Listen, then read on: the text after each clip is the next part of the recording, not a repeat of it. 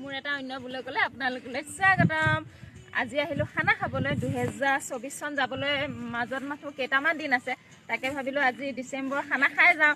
আৰু আজি এতিয়া আমি ক'ত আহিছোঁ চাওকচোন, ইমান ধুনীয়া জেগাত আহিছোঁ। আৰু কি কৰোঁ আপোনাক,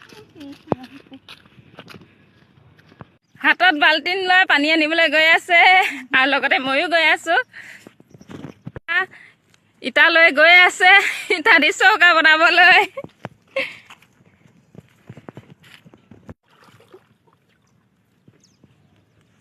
ব'লা ব'লা।